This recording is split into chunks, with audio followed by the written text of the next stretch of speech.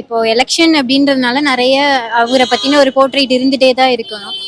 அப்படின்னு இருக்கும்போது அவங்க பர்சனல் லைஃப்ல நம்ம யாருமே வந்து இன்வால்வ் ஆக வேண்டாம். அதை அவங்க பார்த்துப்பாங்க. இப்போ நம்ம என்ன பண்ணணும்னா நம்ம என்ன யாருக்கு ஓட்டு போடணும் அப்படின்னு தான் நம்ம டிஸ்கஸ் பண்ணணும்.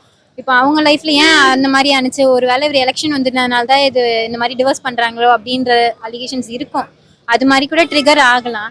இதனால வந்து அவருடைய பெண்கள் வாக்கு வங்கி குறையிறது அந்த மாதிரி ஏதாவது அவர் ஃபீல் பண்றீங்களா? இல்ல டெஃபினட்டா இருக்காது. ஏன்னா இப்போ நமக்கு தெரியும் ஏடிஎம்கே முன்னாடி ஏடிஎம்கே இருந்துச்சு, அது எப்படி இருந்துச்சுன்னு நமக்கு தெரியும். இப்போ டிஎம்கே இருக்கு, அது எப்படி இருக்குன்றது தெரியும். இப்போ புதுசா வரவங்களுக்கு தான் நம்ம ஒரு வே பாத் கொடுத்துதான் பார்ப்போமே. அவரு இது ஆக்சுவலா ஒரு எல்லா ஃப்ரேம்ல இருந்து வெளியில வந்துட்டாரு. இப்போ பாலிடிக்ஸ் அப்படின்ற வரும்போது ஒரு வாட்டி அவருக்கு கொடுத்துதான் பார்ப்போமே சான்ஸ் எப்படி இருக்கு அப்படின்னு சொல்லிட்டு. இவ்வளவு வருஷமா இவங்க தானே இருந்தாங்க, என்ன பண்ணிட்டாங்க நமக்காக?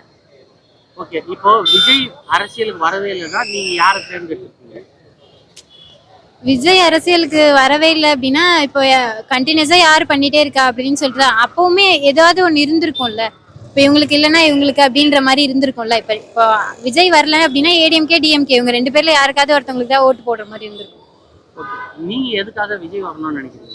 ஏன்னா அவர் யூத் ஜென்ரேஷன், அவர் வரட்டுமே, ஒரு சான்ஸ் தான் கொடுத்து பார்ப்போமே. நம்மளும் யூத் தானே. இப்போ அவர் வந்ததுனால தான் எல்லாருமே பாலிடிக்ஸ் பத்தி பேச ஆரம்பிச்சிட்டோம்.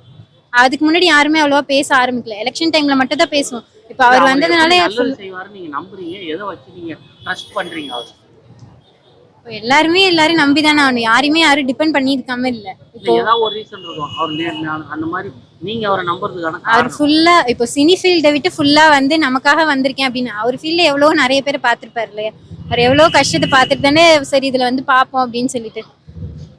அதனால மேபி ஓட்டு இருக்கா? இருக்கு. ஆல்ரெடி நான் போட்டுருக்கேன். ஓட்டு போட்டு.